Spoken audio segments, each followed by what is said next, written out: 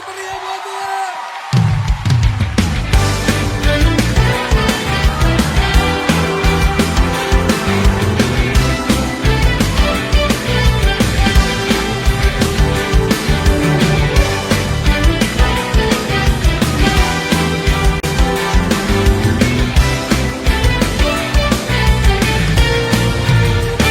Katakan, Kau Tuhan yang mulia, turun ke dunia untuk tebus segala dosa. Kau beri keselamatan, beri kesempatan, kasih-Mu mengubahkan. Jika ku akui semua dosaku, maka Kau adalah setia dan adil. Kau kan mengampuni dan sucikan dari segala yang jahat. Tak mau ku hidup bagi dunia ini lagi. Tak ingin kompromi, tak ingin lakukan hal yang dapat dukakan hatimu. Tak mau ku hidup di luar tutur kata firman-Mu yang telah bebaskanku. Yesus, kebenaran-Mu adalah pilihan. Shalom Bapak Ibu dan anak-anak semua yang dikasihi oleh Tuhan. Kita bersyukur pada pagi hari ini kita kembali dengan sehat, dengan sukacita ya. Semua karena anugerah Tuhan ya. Baik, kita mau siapkan badan kita, hati kita, pikiran kita untuk kita memuji Tuhan, kita menyembah Tuhan, kita beribadah kepada Tuhan hari ini ya. Dan saat ini saya mau undang kita semua bangkit berdiri. Kita berdiri, kita mau olahraga dulu ya Bapak Ibu ya. Kita mau olahraga sambil memuji Tuhan ya. Lagunya gampang, anak-anak juga yang di sini pasti pada tahu semua ya. Lagunya Jalan Serta Yesus ya. Jadi jalan serta Yesus ya. Oke. Tapi kita nih mau jalannya benar-benar jalan ya. Jadi dari Bapak Ibu pas setiap ada kata jalan, jalannya jalan ke samping ya. Ke sini dulu, ini apa nih? Kanan, kiri Bapak Ibu ya, ke kiri dulu ya. Jalan serta Yesus, balik lagi setiap ada kata jalan balik. Jalan sertanya setiap hari, balik lagi. Jalan serta Yesus selamanya. Lalu jalan dalam sukanya, balik lagi ya, putar begitu ya. Anak-anak pasti udah pada tahu ya.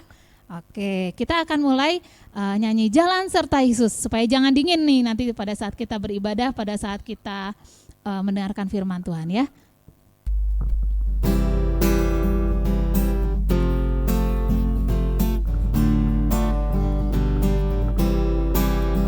Kita jalan di tempat dulu sekarang ya. Jalan serta Yesus, jalan sertanya setiap hari. Jalan serta Yesus selamanya. Mulai jalan ya.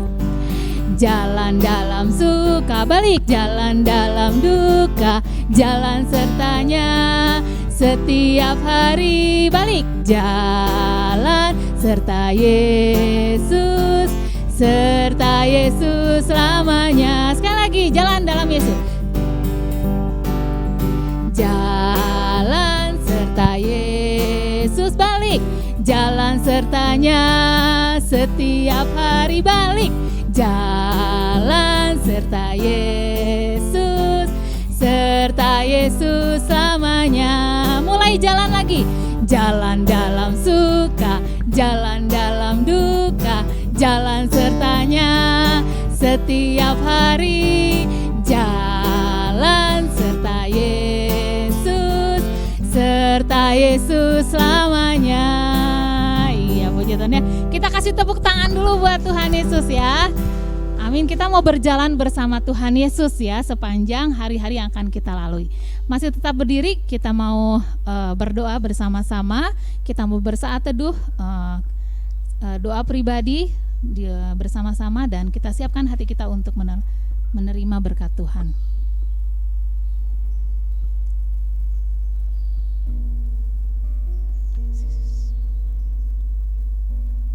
Bapa, saat ini Tuhan, kami bawa hati kami bawa hidup kami Tuhan, untuk kami menyembah Tuhan, untuk kami bersekutu bersama-sama dengan saudara-saudara kami seiman. Terima kasih untuk waktu ini Tuhan, terima kasih untuk tubuh yang sehat, untuk sukacita dan kekuatan yang selalu Tuhan anugerahkan bagi kami setiap saat, setiap waktu. Terima kasih juga Tuhan, karena di sekitar kami Engkau mengelilingi kami dengan sukacita-Mu, dengan anugerah-Mu.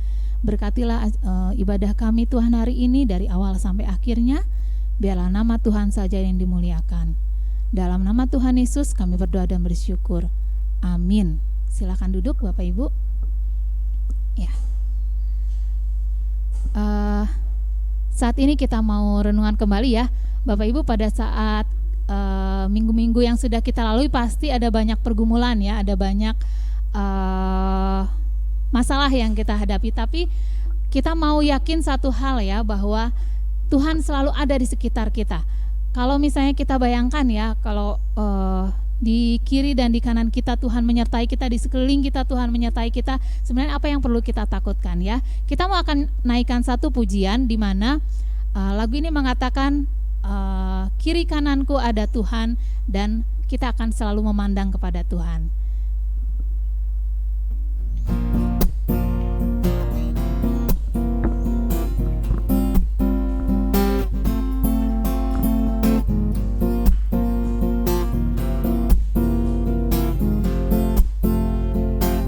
Ku selalu memandang Tuhan, ku selalu memuji Dia.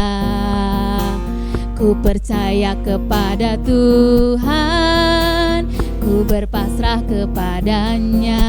Siang malam ku ingat Tuhan, karena Tuhan pelindungku. Dengan Dia ku takkan gentar menghadapi semua musuh.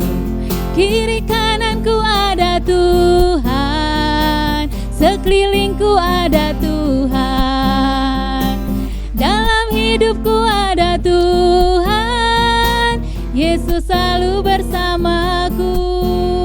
Sekarang saya mau undang semuanya bangkit berdiri. Tadi kan yang gerakannya kita tangannya ya, kakinya, sekarang tangannya nih ya. Coba semuanya punya telunjuk kan ya? Iya, telunjuknya ya. Jadi pas kiri kananku ada Tuhan, sekelilingku ada Tuhan. Dalam hidupku, sekarang pakai jempolnya. Dalam hidupku ada Tuhan, Yesus selalu bersamaku. Jadi cuman gini aja ya gerakannya ya. Oke, kita mulai lagi ya. Dari refnya dulu ya. Kiri kananku ada Tuhan. Yuk biar kita panas ya. 1, 2, 3.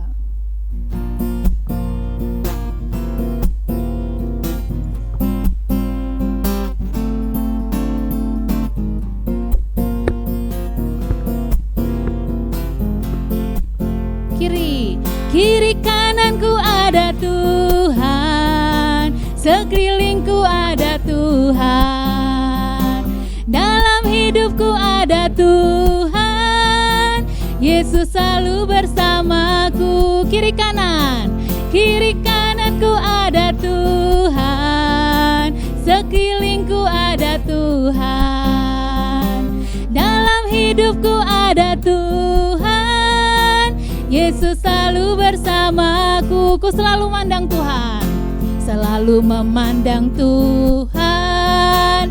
Ku selalu memuji Dia. Ku percaya kepada Tuhan, ku berpasrah kepadanya.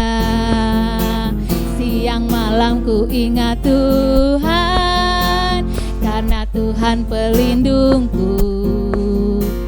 Dengan Dia ku takkan gentar menghadapi menghadapi semua musuh. Kiri kananku ada Tuhan, sekelilingku ada Tuhan, dalam hidupku ada Tuhan, Yesus selalu bersamaku. Sekali lagi kiri kananku ada Tuhan, sekelilingku ada Tuhan, dalam hidupku ada Tuhan, Yesus selalu bersamaku. Dalam hidupku ada Tuhan, Yesus selalu bersamaku.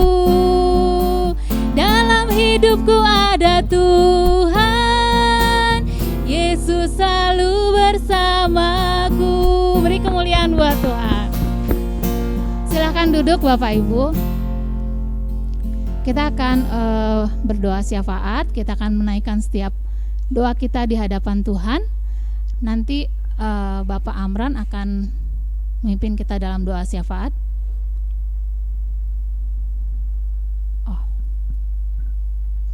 Baik, tapi sebelum doa syafaat kita akan bersama-sama mengucapkan pengakuan iman rasuli. Kita akan bersama-sama mengucapkan pengakuan iman kita seturut dengan iman rasuli. 1, 2, 3. Aku percaya kepada Allah, Bapa yang Maha Kuasa, Khalik langit dan bumi, dan kepada Yesus Kristus, Anaknya yang tunggal, Tuhan kita, yang dikandung daripada Roh Kudus, lahir dari anak domba, yang disalibkan, mati dan dikuburkan, turun ke dalam kerajaan maut, pada hari yang ketiga, bangkit pula dari antara orang mati, naik ke surga, duduk sebelah kanan Allah, Bapa yang Maha Kuasa, dan akan datang dari sana untuk menghakimi orang yang hidup dan yang mati. Aku percaya kepada Roh Kudus, gereja yang kudus dan am, persekutuan orang kudus, pengampunan dosa, kebangkitan tubuh, dan hidup yang kekal. Amin. Baik, kita akan menaikkan setiap doa kita. Mari saya persilakan Pak Amran untuk ke depan.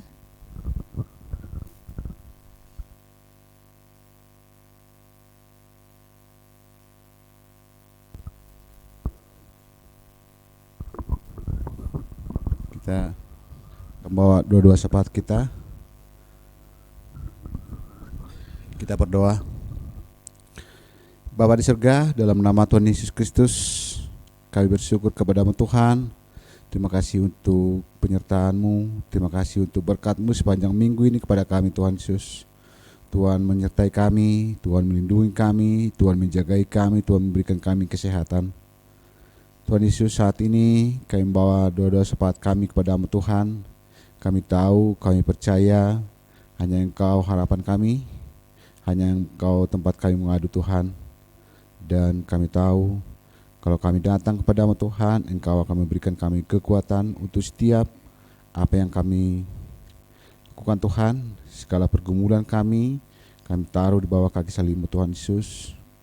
Kami percaya dan kami yakin Tuhan akan memberikan kami kekuatan, Tuhan akan memberikan kami sukacita untuk memecahkan setiap pergumulan yang kami lakukan. Saat ini Tuhan, kami berdoa untuk gereja kami di sini. Kami bersyukur Tuhan untuk setiap jemaat. Kami bersyukur untuk setiap pelayanan yang sudah dilakukan Tuhan Yesus. Dan kami juga banyak program Tuhan, kerinduan untuk membuka pos PI Tuhan. Kami serahkan kepada-Mu Tuhan.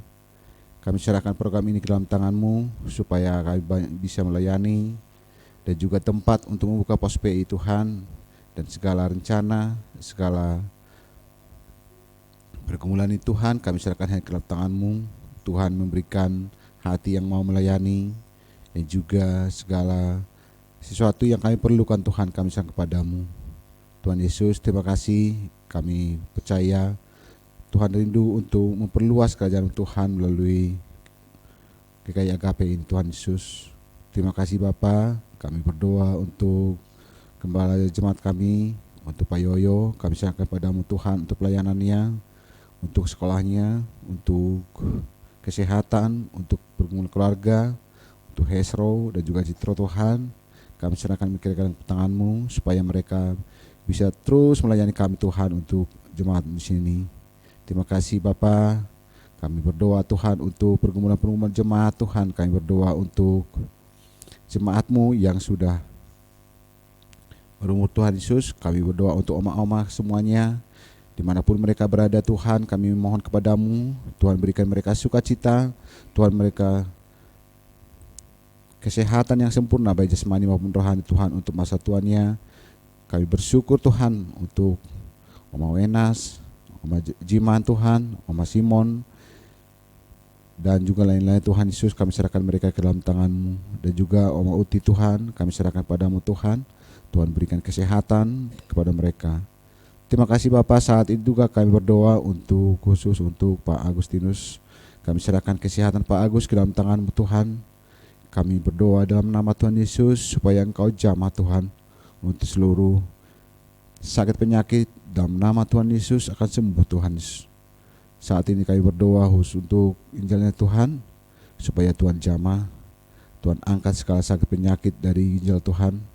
Kami tahu, kami percaya Tuhan akan memberikan kesembuhan yang sempurna untuk Pak Agus Tuhan. Tuhan berikan sukacita untuk Pak Agus.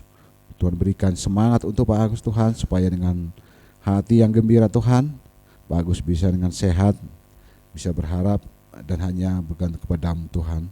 Terima kasih Bapak. Kami berdoa untuk seluruh anak-anak kami juga, untuk dalam sekolah, dalam pekerjaan Tuhan, dan juga ada orang yang jemaat kami Tuhan yang mungkin membutuhkan teman hidup dan juga pekerjaan. Kami serahkan kepada-Mu Tuhan.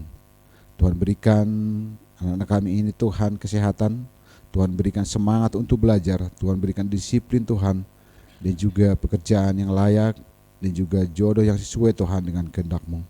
Terima kasih Bapa. Dan juga kalau ada anak-anak kami Tuhan yang kurang sehat, kami mohon dalam nama Tuhan Yesus, Tuhan sembuhkan mereka Tuhan, supaya mereka bisa beraktivitas, bisa bermain, dan juga bisa sekolah dengan baik Tuhan. Terima kasih Bapa, terima kasih Yesus. Kami saat ini juga berdoa Tuhan untuk teman-teman kami, untuk saudara-saudara kami yang bencana di Cianjur Tuhan. Kami mohon supaya mereka Tuhan memberkati mereka, dan juga untuk seluruh pergumulan mereka Tuhan, kebutuhan mereka, baik pakaian dan juga makanan Tuhan, dan lain-lain supaya Tuhan yang siapkan. Dan juga untuk orang-orang, untuk yang melayani Tuhan, untuk saudara-saudara kami di Cianjur Tuhan, supaya Tuhan yang memberkati mereka, supaya melalui pelayanan-pelayanan di sana juga Tuhan banyak jiwa-jiwa yang diselamatkan. Terima kasih Bapa. Kami percaya setiap bencana yang Tuhan izinkan terjadi baik di Cianjur Tuhan, itu semuanya untuk kemuliaan nama-Mu. Terima kasih Bapa. Kami berdoa untuk bangsa dan negara kami. Tuhan berkati pemerintahan kami, mulai dari pemerintahan yang teratas sama yang terendah Tuhan. Tuhan yang memberkati, Tuhan berikan hikmat supaya benar-benar melayani untuk rakyat Tuhan dan kemuliaan untuk nama-Mu. Kami bersyukur untuk Pak Jokowi, Tuhan berikan kesehatan, dan juga Tuhan berikan hikmat senantiasa, dan juga berkati untuk keluarganya, supaya melalui pemerintah Pak Jokowi Tuhan, kami bisa merasakan kebahagiaan di negara ini. Terima kasih Bapa, terima kasih Yesus. Kami berdoa untuk jemaat kami seluruhnya, mungkin banyak yang ada masalah Tuhan, untuk ada yang pergumulan Tuhan, kami serahkan ke dalam tangan-Mu. Kami berserah kepada-Mu Tuhan, dan kami hanya berserah kepada nama Yesus Kristus. Terima kasih Bapa, berkati pelayan kami, dan juga berkati untuk kelanjutan ibadah kami Tuhan. Biarlah ibadah ini menjadi kemuliaan untuk nama Tuhan, dan juga untuk sukacita untuk kami, supaya kami pulang dengan berkat yang daripada-Mu. Terima kasih Bapa, terima kasih Tuhan. Dalam nama Tuhan Yesus kami berdoa dan mengucap syukur dan memperlihatkan nama. Amin.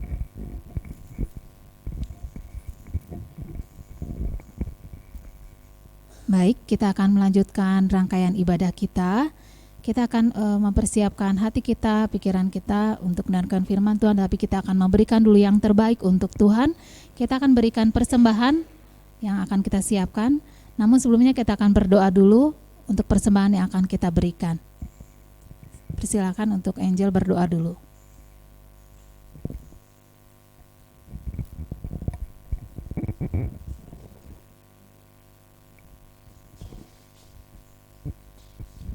Mari kita bersatu dalam doa. Tuhan Yesus, terima kasih telah mengumpulkan kami semua pada hari Minggu ini. Sebentar lagi kami akan memberikan yang terbaik untuk-Mu. Berkatilah persembahan ini, supaya persembahan ini dapat kami berikan untuk-Mu dan dapat kami lakukan untuk kegiatan-kegiatan yang memuliakan nama-Mu. Dalam nama-Mu kami berdoa, amin. Kita akan berikan persembahan kita sambil kita menaikkan satu pujian dari NKI nomor 194. Genap hartaku kuserahkan.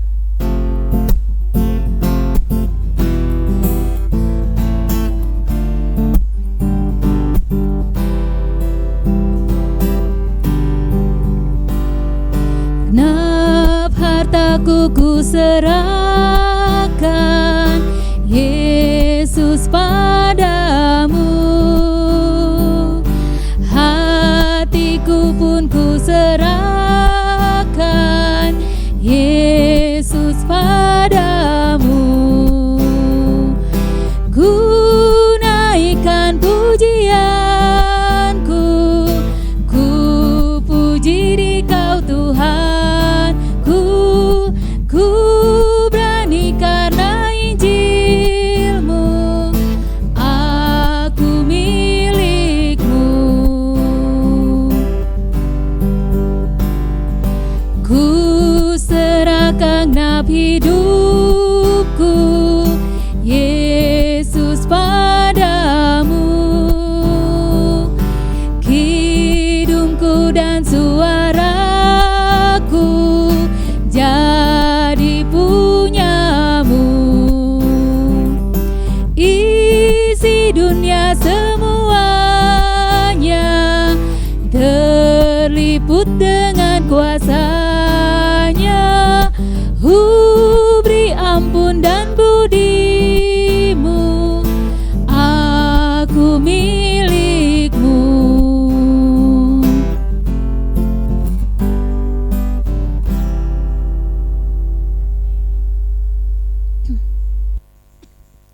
Baik, saat ini kita akan mempersiapkan hati dan pikiran kita untuk mendengarkan firman Tuhan yang nanti akan dibawakan oleh hamba-Nya. Kita siapkan hati kita dengan menaikkan satu pujian dari nyanyian Kemenangan Iman nomor 177. Senang berserah pada Yesus.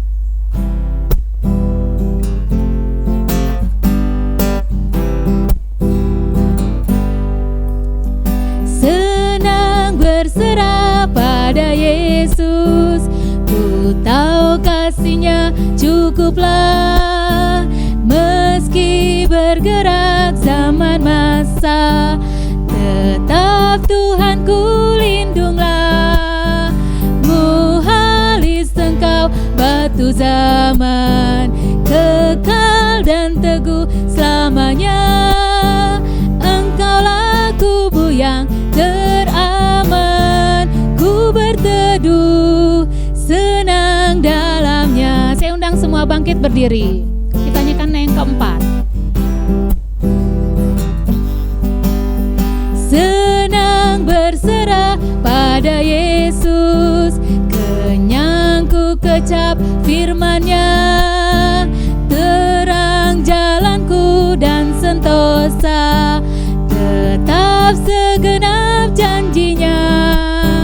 Muhalis Engkau batu zaman, kekal dan teguh selamanya.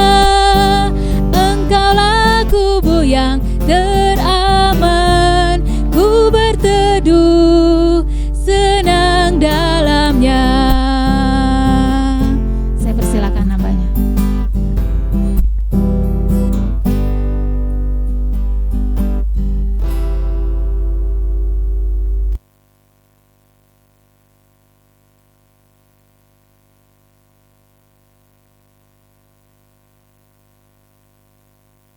Mari kita berdoa. Bapa, kami naikkan syukur kami kembali kepada Tuhan, karena begitu baiknya Engkau menopang dan memelihara hidup kami. Sehingga kalau kami ada pada hari ini, kami tahu bahwa itu kebaikan Tuhan kepada kami. Dan hari ini kami juga diberikan kembali kesempatan untuk memuliakan nama Tuhan bersama-sama. Dan di dalamnya juga Tuhan mau mengajar kami lewat kebenaran firman-Mu yang sebentar akan kami bersama-sama renungkan. Kiranya Tuhan menolong menyertai seluruh pemberitaan firman hari ini, sehingga kami beroleh berkat rohani di dalamnya. Kami mendapatkan lawatan dari Tuhan yang akan membangun iman kami. Sekaligus kami juga boleh secara pribadi lepas pribadi membangun komitmen di dalam anugerah Tuhan untuk terus menerus mengerjakan apa yang harus kami lakukan dalam panggilan-Mu ini. Kami naikkan syukur kami untuk kesempatan ini dan menyerahkan waktu sepenuhnya ke dalam pertolongan-Mu Tuhan. Di dalam nama Yesus kami sudah berdoa dan mengucap syukur. Amin. Silakan duduk Bapak sekalian. Puji Tuhan, kalau pagi hari ini kita kembali bisa beribadah bersama. Cuaca dari kemarin cukup dingin, ya, hujan sepanjang hari, dan itu terkadang menyisakan satu perasaan, ya, susah bergerak. Tetapi kalau pagi ini kita boleh berkemenangan melewati cuaca yang dingin dan bisa bertemu kembali, sungguh satu anugerah dari Tuhan. Amin. Bapak sekalian, beberapa hari lalu saya dengan beberapa teman, ada Pak Paul Wenas juga di sini, ada Ibu Chandra dan juga yang lainnya, kami diberikan kesempatan untuk melihat secara langsung kondisi korban bencana di Cianjur, khususnya di daerah Cugenang yang menjadi lokasi mungkin boleh katakan terparah terdampak gempa ini. Sepanjang jalan yang saya lihat adalah rumah-rumah yang roboh, dan itu mungkin hampir sebagian besar roboh, ada yang retak, ada yang miring juga, dan juga ada pemandangan yang cukup miris, yaitu kelompok-kelompok pengungsi yang di bawah tenda-tenda darurat dengan keadaan yang juga mungkin tidak ideal, sangat memprihatinkan. Ada anak-anak kecil, ada orang-orang tua yang berbaur di situ, dan tendanya pun juga bukan tenda yang bagus. Mungkin ada yang bagus tapi juga banyak yang kurang, dan mereka harus ada di situ. Dan bayangkan kalau malam hari itu tidak bisa dipungkiri, pasti ada mungkin rasa dingin atau yang lainnya, apalagi kalau hujan, dan itu sangat memprihatinkan. Tapi Bapak sekalian, kita juga melihat betapa ini sebuah waktu yang juga menguji yang namanya perasaan atau kemanusiaan kita. Dan kita lihat memang berbagai kelompok itu ambil bagian untuk memberikan dukungan berupa bantuan-bantuan yang diberikan baik langsung maupun juga lewat perwakilan-perwakilan mereka. Dan bantuan itu ada yang sembako, ya, ada yang tenda, ada yang selimut dan sebagainya, karena memang itulah hal-hal yang dibutuhkan. Bapak sekalian, kesedihan melihat situasi itu kemudian melahirkan sebuah langkah yang konkret yang dikerjakan, meskipun itu sederhana dan kecil. Barangkali ketika orang memberikan satu dus, ya, mie instan untuk seseorang yang punya uang, mungkin itu tidak terlalu banyak. Tetapi bagi orang yang sedang menderita kekurangan, itu sangatlah berarti. Sehingga saya melihat betapa besarnya perhatian orang-orang dari berbagai lokasi memberikan apa yang bisa dilakukan, mengerjakan apa yang bisa dilakukan, dikerjakan. Dan itulah satu cerminan dari sikap kasih yang Tuhan hadirkan dalam diri setiap pribadi. Nah, perasaan itu juga yang ada pada diri seorang yang bernama Paulus, yang karena rasa sedih yang amat dalam melihat kenyataan di kota Athena, karena ada banyaknya orang-orang yang belum mengenal Kristus, sehingga dari kesedihan itu hadirlah langkah-langkah konkret yang dia buat. Nah, Bapak Ibu, mari kita melihat dalam Kisah Rasul pasal 17 ayat yang ke-16 sampai yang ke-25. Saya potong sampai di situ, sebetulnya itu panjang sampai 34, tapi saya hanya membaca sampai dengan ayat ke-25. Kita membaca ayat ini satu persatu. Demikian firman Tuhan. Paulus di Athena. Sementara Paulus menantikan mereka di Athena, sangat sedih hatinya karena ia melihat bahwa kota-kota itu penuh dengan patung-patung berhala. Karena itu, di rumah ibadat ia bertukar pikiran dengan orang-orang Yahudi dan orang-orang yang takut akan Allah, dan di pasar setiap hari dengan orang-orang yang dijumpainya di situ. Dan juga beberapa ahli pikir dari golongan Epikuros dan Stoa bersoal jawab dengan dia. Dan ada yang berkata, apakah yang hendak dikatakan si peleter ini? Tetapi yang lain berkata, rupa-rupanya ia adalah pemberita ajaran dewa-dewa asing. Sebab ia memberitakan Injil tentang Yesus dan tentang kebangkitannya. Lalu mereka membawanya menghadap sidang Areopagus dan mengatakan, bolehkah kami tahu ajaran baru mana yang kau ajarkan ini? Sebab engkau memperdengarkan kepada kami perkara-perkara yang aneh. Karena itu kami ingin tahu apakah artinya semua itu. Adapun orang-orang Athena dan orang-orang asing yang tinggal di situ tidak mempunyai waktu untuk sesuatu selain mengatakan atau mendengar segala sesuatu yang baru. Paulus pergi berdiri di atas Areopagus dan berkata, hai orang-orang Athena, aku lihat bahwa dalam segala hal kamu sangat beribadah kepada dewa-dewa. Sebab ketika aku berjalan-jalan di kotamu dan melihat-lihat barang-barang pujaanmu, aku menjumpai juga sebuah mezbah dengan tulisan, kepada Allah yang tidak dikenal. Apa yang kamu sembah tanpa mengenalnya, itulah yang kuberitakan kepada kamu.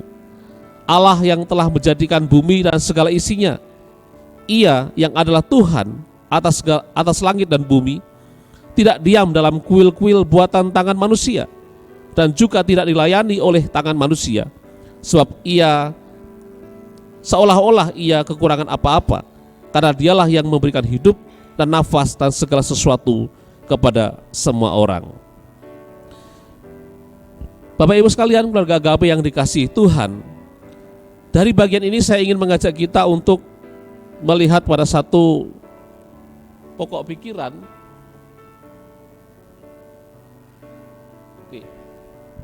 Satu pokok pikiran yang utama yang ada dalam perikop ini, bagaimana Paulus merasa sangat sedih hatinya karena ternyata melihat banyaknya orang-orang di Athena, banyaknya patung-patung berhala di Athena, dan kemudian ia berbicara kepada orang-orang di sana di berbagai tempat tentang Injil Kristus.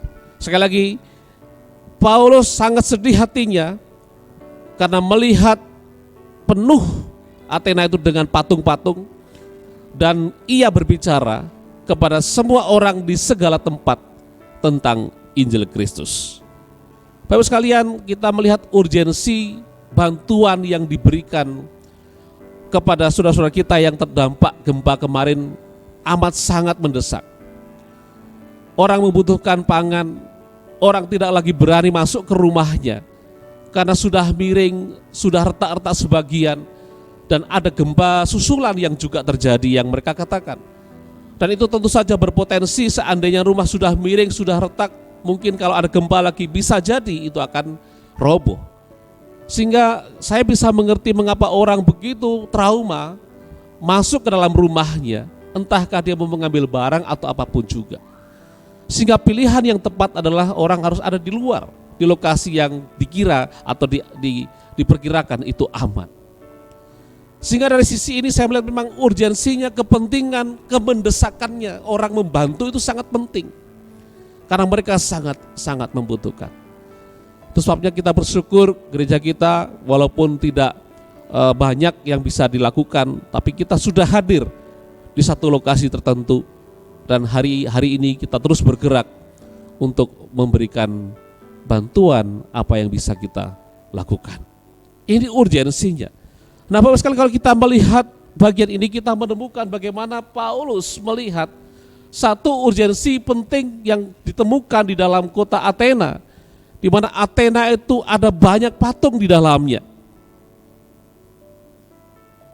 Kalau kita melihat patung-patung, tentu kita berpikir, mungkin ada yang berpikir bahwa itu tidak ada masalah dengan patung itu. Itu biasa-biasa saja. Tapi kalau ada patung yang berkaitan dengan pemujaan atau sesuatu yang disembah, maka kita mulai berpikir bahwa orang yang membuat patung atau menyembah patung itu masih memiliki sebuah pemahaman bahwa patung itu memiliki kekuatan atau sesuatu yang bisa diandalkan untuk menolongnya. Keprihatinan ini kemudian membuat Paulus merasakan hatinya sangat sedih, karena dia tahu bahwa patung itu cerminan kondisi rohani orang Athena itu, di mana mereka kalau kita telusuri secara rohani belum mengenal tentang kebenaran, belum berada dalam Allah yang mereka tidak tahu, yang mereka harus tahu, yaitu Allah yang benar. Bapak sekalian, ini situasi yang tergambar ketika dia masuk ke kota Athena. Belum lagi ada sebuah catatan lain kalau kita lihat bahwa dia berhadapan dengan juga pola hidup atau pola pikir masyarakat yang ada pada saat itu. Tercermin dari apa? Ada banyak golongan orang, ada khususnya dua yang tertulis itu, yaitu Epikuros dan juga Stoa, yang mendominasi orang-orang cendekiawan, ya, memiliki pemikiran yang berdasarkan atau berbasis pada aliran ini. Saya mencoba mencari tahu apa sih sebenarnya Stoa dan juga Epikuros itu. Bapak sekalian, itu sebetulnya sebuah aliran, ya, yang saya bacakan saja untuk kita semua. Itu golongan yang mempercayai bahwa dewa itu memang ada, dan dewa itu walaupun ada tapi sama sekali tidak memperdulikan kesejahteraan manusia. Sehingga menurut mereka tujuan utama dari hidup manusia adalah untuk mencari kenikmatan yang bisa dicari di dalam kehidupan saat itu. Sehingga mereka sangat mengutamakan kesenangan, riang gembira, dan tidak mempedulikan adanya kehidupan yang akan datang. Saya juga mencari tahu apa sih sebenarnya golongan Stoa. Kurang lebih juga hampir sama dengan Epikuros. Mereka juga adalah golongan yang mengutamakan sebuah kenyamanan atau kenikmatan di masa yang ada. Nah, bercermin dari garis besar pemahaman ini, kita menemukan, kita bisa mengambil satu pengajaran bahwa orang masih beranggapan bahwa kehidupan saat ini adalah kehidupan yang terutama. Kehidupan yang bisa dikatakan ini adalah kehidupan yang harus dinikmati. Mungkin ada sebagian pemahaman ini yang juga bisa kita ambil baiknya, yaitu kita memanfaatkan kesempatan yang ada itu dengan sebaik-baiknya. Tapi persoalannya muncul adalah ketika kenikmatan itu yang dikejar, kesenangan itu yang dikejar, itu akan menjadi sebuah masalah karena ukurannya adalah apa yang menyenangkan bagi dirinya sendiri. Sementara kita hidup dalam dunia ini hanya sementara, dan kita tidak hanya menyenangkan, kita tidak boleh menyenangkan diri kita sendiri, tapi kita menyenangkan hati Tuhan. Itu pertentangannya yang kita juga harus hati-hati. Nah, dengan pola pikir ini kita bisa melihat bagaimana patung itu ada dan hidup mereka yang adalah sehari-hari kaum intelektual ini berbicara mengenai sesuatu yang baru. Menarik kalau kita membaca ayat yang ke-31, kebiasaan orang-orang Athena di situ adalah mereka tidak mempunyai waktu untuk sesuatu selain untuk mengatakan atau mendengar segala sesuatu yang baru. Mungkin satu sisi ini satu hal yang bisa menjadi jembatan.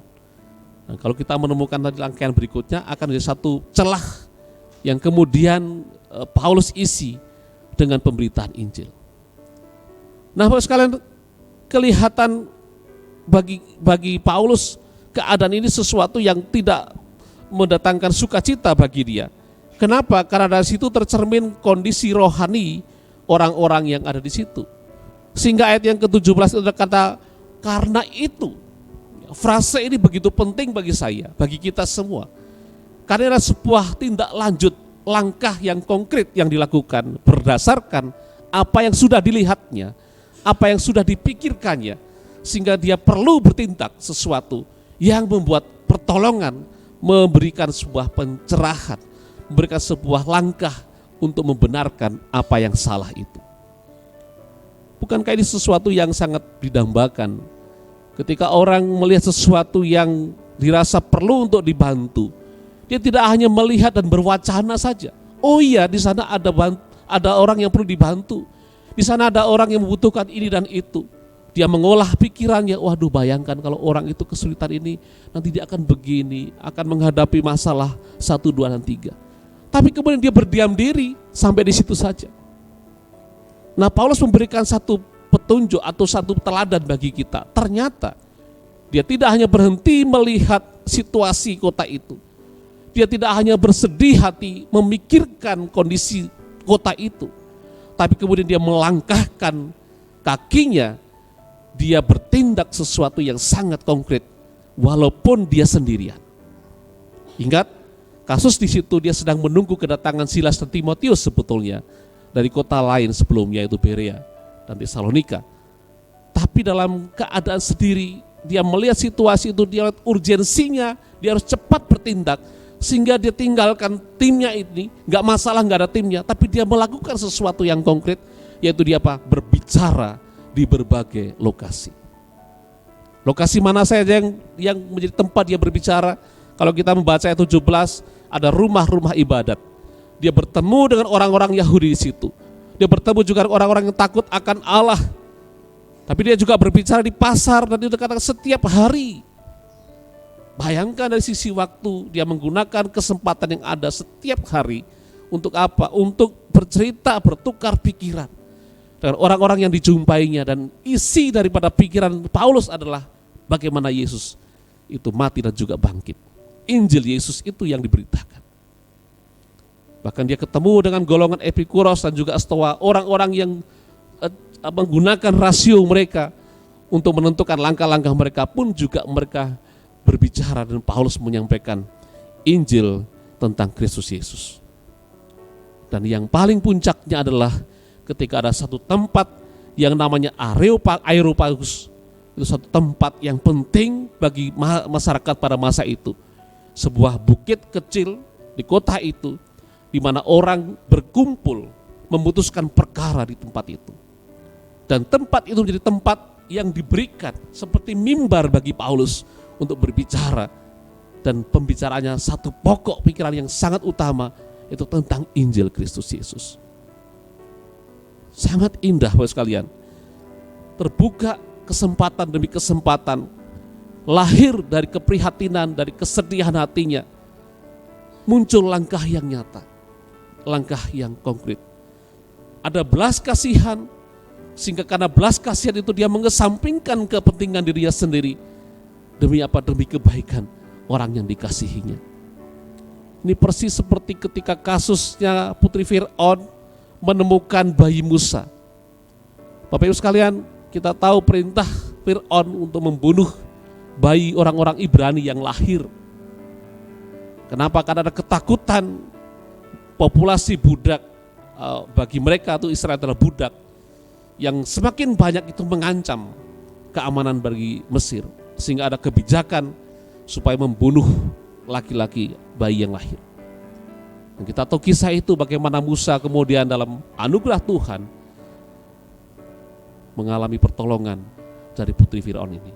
Kalau kita membaca kitab daripada kitab Keluaran itu, saya menemukan dalam Keluaran pasal 2, bagaimana Putri Fir'aun memerintahkan orang untuk menjaga atau merawat Musa, dan itu kita nanti menemukan itu ada sebenarnya ibunya sendiri nantinya yang merawat Musa itu.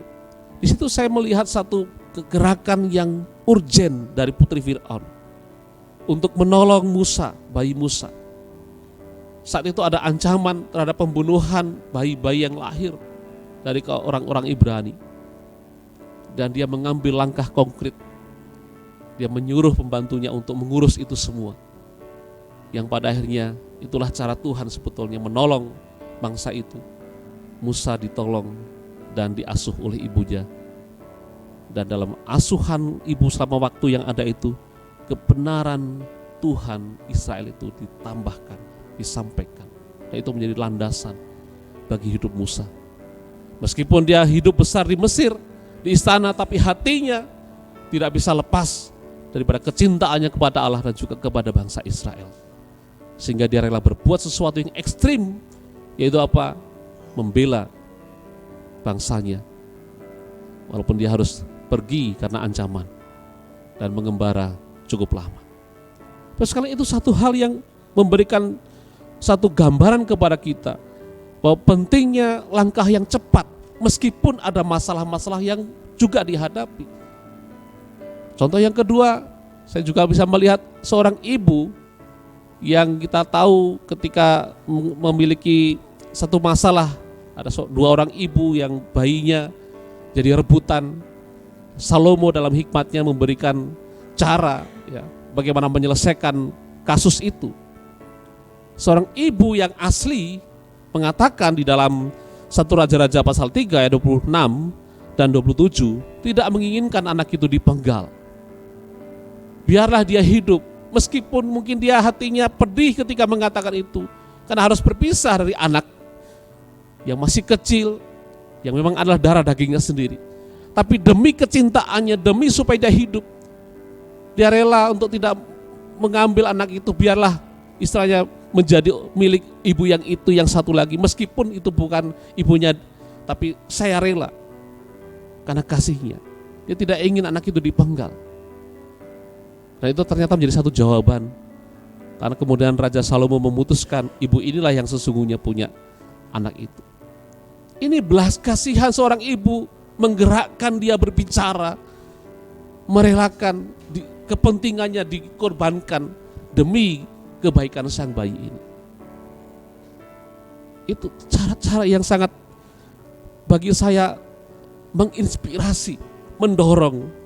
Dan kita tahu Bapak sekalian, urgensi daripada persoalan-persoalan yang dihadapi itu membutuhkan langkah yang cepat. Apakah Paulus tidak menghadapi masalah di kota itu? Iya. Dia menghadapi masalah dengan apa? Cemoohan. Ketika ada orang mengatakan, oh ini ada si peleter itu ngomong apa lagi nih. Kemarin kami membahas tadi malam di KTB Blok C dan juga Bandung. Saya melihat ada satu hinaan, cemoohan bagi Paulus. Si peleter itu pembual, orang yang ngomong banyak tapi omong kosong, nggak ada kebenarannya. Bayangkan orang berbicara kebenaran Injil, dikatakan itu omong kosong. Lalu ada perdebatan lagi di dalam ayat yang ke-18, tuduhan lagi bahwa dia mengajarkan ajaran dewa-dewa asing. Inilah hal-hal yang menyerang langkah Paulus ketika dia berbicara tentang Kristus di kota Athena. Kota dengan segala dinamikanya, dengan segala kompleksitas permasalahan moral yang dihadapi, yang dibuktikan dengan banyaknya patung-patung yang di situ, dan ahli-ahli pikir yang mengandalkan rasionya, dan orang-orang yang mengejar kesenangan pribadinya sesaat. Bayangkan sekalian, apakah ini bukan tempat yang urgen untuk diberitakan Injil? Paulus dipakai Tuhan untuk melihat ini sebagai suatu kesempatan, sehingga dengan kesempatan itu dia mengambil langkah yang konkret, yang cepat, dan juga tepat. Bapak sekalian, kadang-kadang kita mungkin melihat kelompok-kelompok orang di sekeliling kita. Kadang-kadang kita juga mungkin melihat masyarakat-masyarakat yang dengan ketekunannya sungguh-sungguh beribadah. Tapi hampir sama dengan apa yang dikatakan oleh Paulus, mereka tidak tahu sebetulnya siapa itu Allahnya. Pertanyaan kita selanjutnya adalah, sesedih apa kita melihat kelompok-kelompok seperti ini? Apakah kita kemudian mengatakan dalam hati kita, Tuhan, apa yang harus saya lakukan untuk menolong atau untuk memberitahukan tentang hal ini kepada mereka? Ataukah itu sebuah pemandangan yang biasa saja, yang tidak menggerakkan apapun dalam hati kita, tidak mengajak kita berpikir, tidak mengolah pikiran kita untuk melangkah sesuatu yang konkret, yang nyata untuk membantu atau memberikan jalan keluar. Bapak sekalian, hari ini kita diingatkan ada banyak kelompok-kelompok yang belum mengenal kebenaran di sekeliling kita. Marilah kita ketuk hati kita. Tambahkanlah belas kasihan dalam hati kita kepada mereka. Lalu pikirkanlah langkah-langkah yang konkret untuk bisa menolong beritakan kebenaran kepada mereka. Terbuka begitu banyak peluang hari ini. Dan Tuhan sedang memberikan kesempatan itu kepada saya dan Bapak Ibu semua. Maukah kita mengambil bagian? Hal ini menjadi tantangan bagi kita semuanya, yang kita harus jawab pribadi lepas pribadi. Yang kedua, Bapak sekalian, saya ingin mengajak kita juga memikirkan bahwa Injil itu mampu mengalir, menemukan jalannya kemanapun ia mau. Kalau kita membaca kembali keadaan Athena yang saya uraikan tadi juga, Bapak Ibu, kita juga melihat bahwa persoalan yang ada di kota itu sepertinya bisa jadi membuat orang patah arang semangat untuk memberitakan kebenaran. Kenapa? Wah, gak mungkin. Di situ sudah banyak orang-orang yang gak percaya kepada Tuhan. Di situ sudah kuat pemahaman mereka penyembahan kepada patung-patung yang ada. Di situ juga sudah banyak orang yang punya pikiran yang cerdas, pikiran yang hebat. Di situ juga sudah banyak hal-hal yang lain yang mungkin kita bayangannya adalah tidak mungkin Injil itu bisa hadir di situ. Tertutup semua peluang itu. Kenapa? Karena kalau kita pertimbangkan fakta-fakta tadi, lalu kita bisa mengambil kesimpulan, mungkin itu bukan tempat yang tepat. Tapi firman Tuhan mengajak kita untuk melihat sisi yang berbeda. Justru tempat-tempat yang seperti itulah yang sesungguhnya malah membutuhkan kebenaran itu. Dan firman Tuhan mengajarkan kepada kita bagaimana Injil itu memberikan tuntunan kepada orang yang mau dipakainya, menemukan jalan-jalannya supaya Injil itu disampaikan.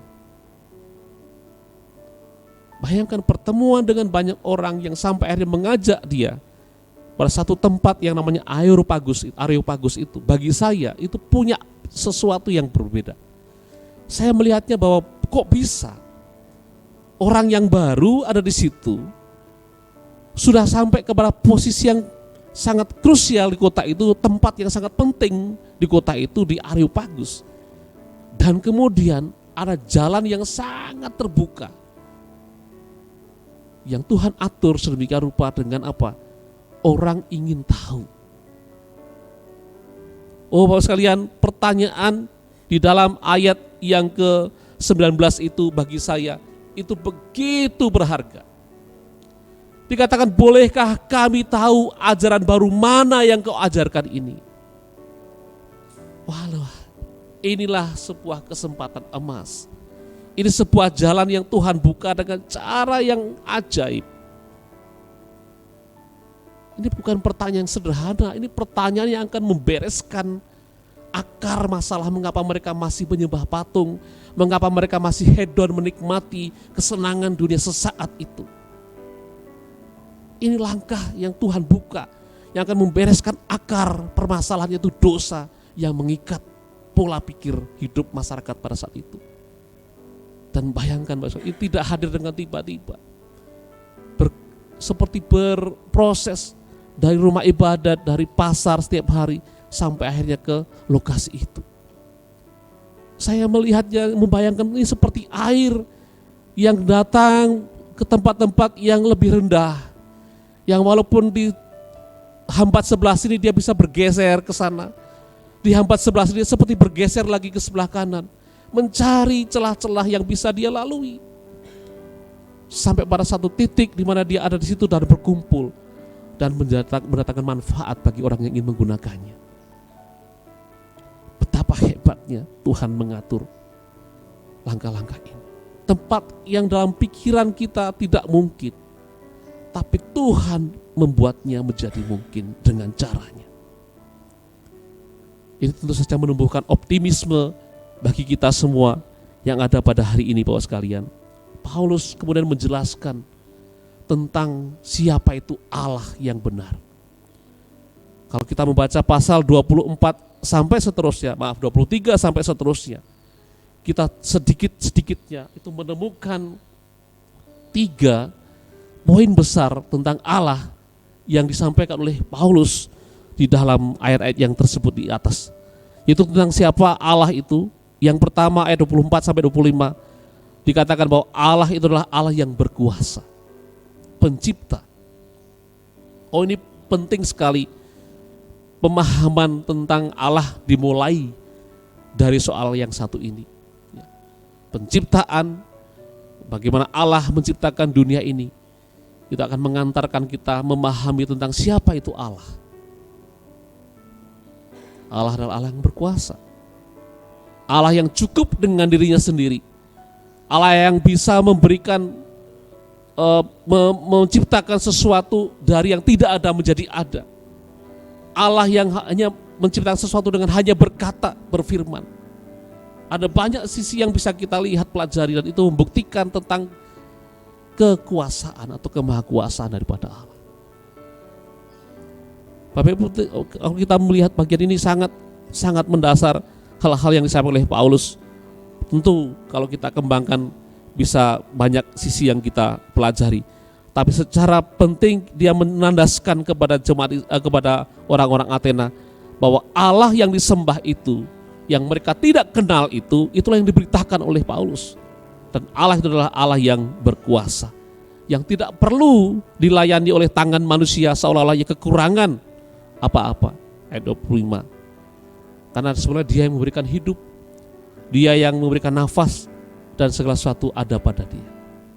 Waduh, Bapak sekalian, ketika membaca ini saya kemudian tersadarkan bahwa kadang-kadang seolah-olah kalau kita melayani Tuhan itu, seolah kita berpikir Tuhan itu perlu kita, seolah Tuhan itu membutuhkan uluran tangan dari kita. Sebetulnya enggak. Tuhan enggak membutuhkan apa-apapun dari kita, karena dia bisa mengerjakan semuanya itu sendirian karena kemampuannya.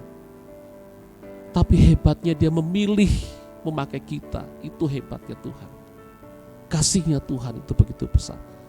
Meskipun dia bisa mengerjakan sesuatu yang sendirian, tapi dia mau memakai saya dan Bapak Ibu semua menjadi alat di tangannya. Bukankah itu sebuah kehormatan yang luar biasa bagi kita? Yang berikutnya dia juga disampaikan dalam bagian ini, Allah itu Allah yang juga akan menghakimi mereka. Ayat yang ke-31 disampaikan oleh Paulus tentang persoalan kehidupan kelak, di mana setiap orang akan berdiri di hadapan Tuhan dan mempertanggungjawabkan setiap perilaku dalam hidupnya.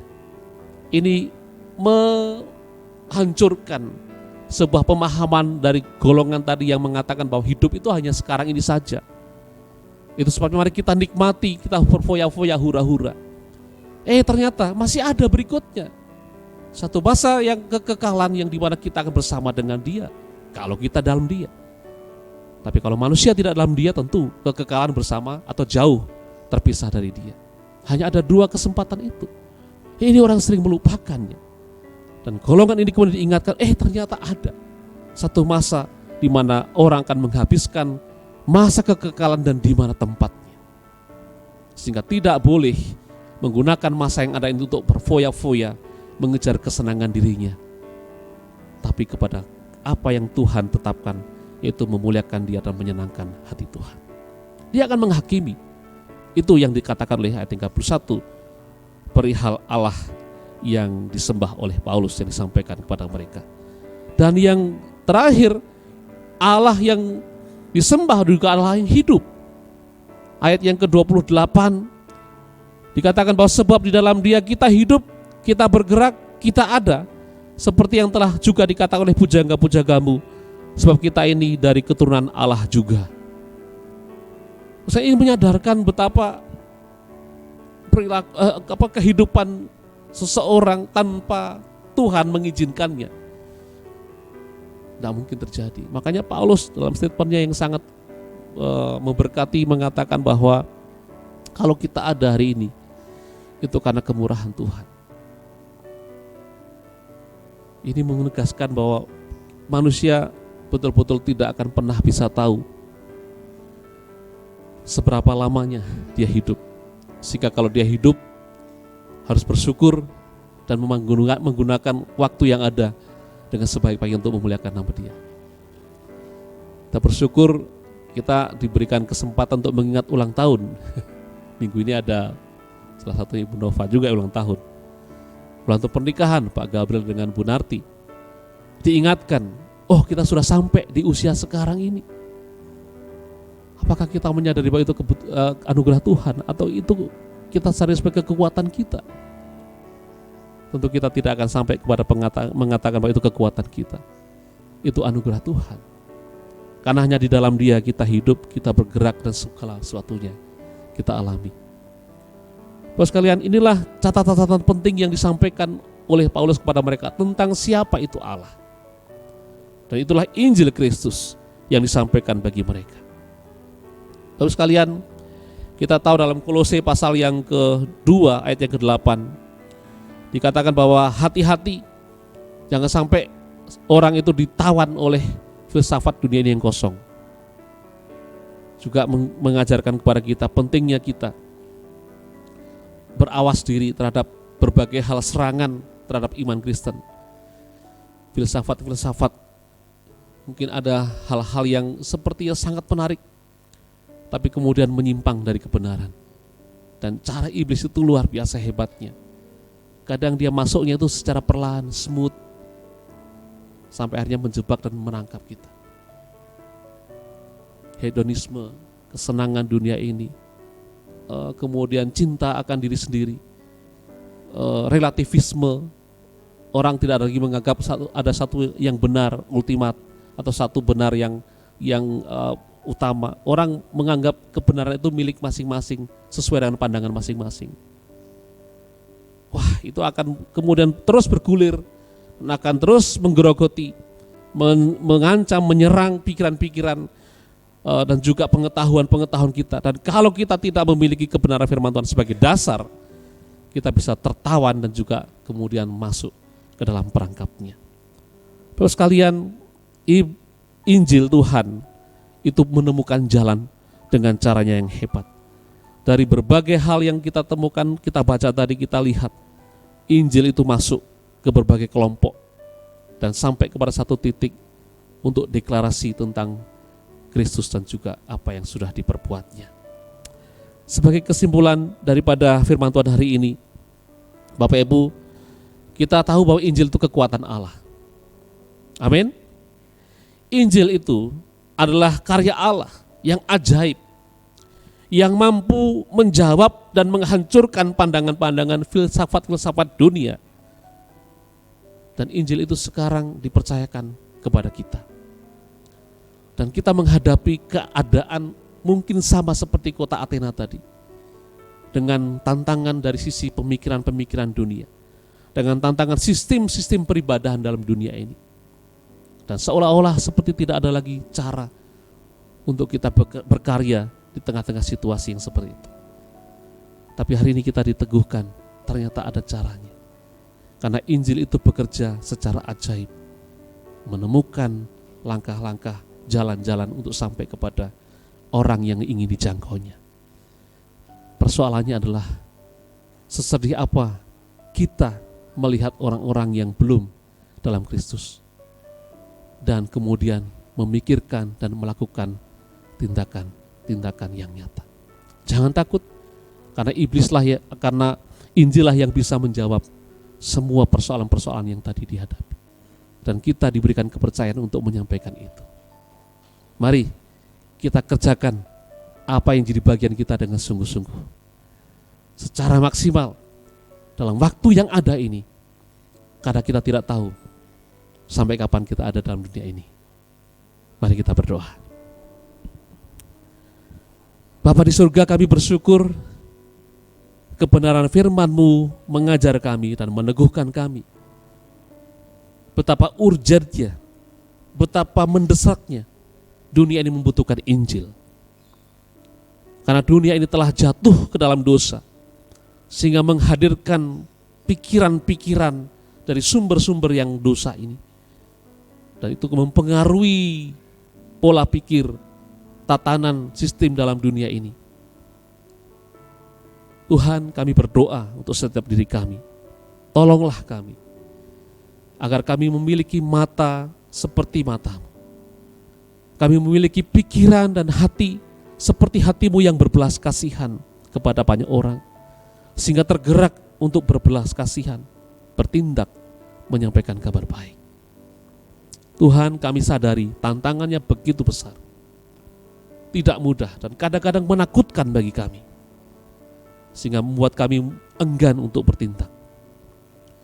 Tapi jikalau kami melihat kepada identitas kami sebagai hamba-Mu, sebagai orang-orang percaya yang Engkau telah selamatkan, maka mewartakan kabar baik bukanlah pilihan, tapi itu adalah sebuah tanggung jawab keharusan yang lahir dari kasih kami kepada Tuhan. Pimpin kami Tuhan dan beri hikmat bagi kami untuk mengerjakannya. Dalam nama Tuhan Yesus kami berdoa. Tapi sekalian kita akan mengakhiri seluruh rangkaian ibadah kita. Saya undang kita untuk berdiri.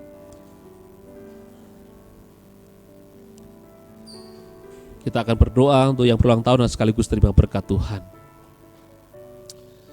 Jika sebentar kami akan berpisah dari tempat ini, Tuhan, juga mohon berkat-Mu sehingga kami boleh sampai di tujuan dalam kondisi yang baik. Dan kami juga mau bersyukur bersama dengan jemaat-Mu Tuhan yang berulang tahun menerima anugerah Tuhan secara khusus. Pertama bagi Pak Gabriel dan Ibu Narti. Mereka sudah disertai Tuhan dalam usia pernikahannya sampai dengan waktu ini. Puji Tuhan, pertolongan Tuhan tentu sungguh nyata dan banyak. Berbagai pengalaman yang mereka jalani dalam rumah tangga, ada suka, ada duka, ada hal-hal yang harus dihadapi bersama-sama, dan juga ada sukacita yang dinikmati bersama-sama. Kiranya kebersamaan mereka yang telah ditolong Tuhan itu akan terus melahirkan semangat dalam diri mereka untuk melayani Tuhan dan mengutamakan Tuhan dalam perjalanan rumah tangga berikutnya. Engkau memakai pasangan ini menjadi berkat bagi pasangan lainnya, memberkati hidup mereka, pekerjaan mereka, kesehatan mereka, dan kerinduan mereka ke depannya yang sudah lama dinanti-nantikan. Kami percaya Tuhan mengetahui, dan juga kami percaya Tuhan memberikan jalannya sesuai dengan waktu dan cara-Mu Tuhan. Terima kasih, kami juga bersyukur bersama dengan Ibu Nova yang juga Tuhan tambahkan usia. Kami bersyukur untuk pertolongan-Mu dalam perjalanan hidupnya juga sampai dengan saat ini. Sebagai ibu, sebagai istri, Tuhan menolong kehidupannya, supaya sehari-harinya juga terus-menerus diberikan kesehatan dan kekuatan dari Tuhan. Usaha yang dikerjakan, yang dikembangkan, Tuhan juga sertai. Rumah tangga mereka Tuhan berkati. Hal-hal yang dirancang ke depan, Tuhan juga menolong. Suami dalam pekerjaan, anak-anak dalam pendidikan, Tuhan memberkati masing-masing. Terpujilah Engkau Tuhan, kami naikkan syukur kami untuk semua kebaikan-Mu. Dan sebentar kami berpisah, Tuhan juga menuntun perjalanan kami dalam nama Tuhan Yesus. Dalam nama Yesus kami berdoa dan bersyukur, dan menyerahkan kehidupan kami. Haleluya. Amin. Jemaat Tuhan, arahkan hatimu kepadanya, dan terimalah berkat daripada Tuhan kita. Kasih karunia dan damai sejahtera daripada Allah Bapa kita, dan di dalam putranya yang tunggal, Tuhan kita Yesus Kristus, penghiburan, kekuatan, penyertaan di dalam Allah Roh Kudus, menaungi kita sekalian dari saat hari ini, hingga Tuhan datang kembali kelak yang kedua kalinya untuk menjemput kita sebagai saleh-salehnya. Mari kita semua yang percaya katakan, amin. Terima kasih Yesusku, terima kasih Yesusku, puji syukur hanya bagi Tuhanku. Terima kasih Yesusku, Terima kasih Yesusku, puji syukur hanya bagi Tuhanku. Puji syukur hanya bagi Tuhanku. Amin. Ibadah kita selesai. Selamat hari Minggu. Silakan bersatu.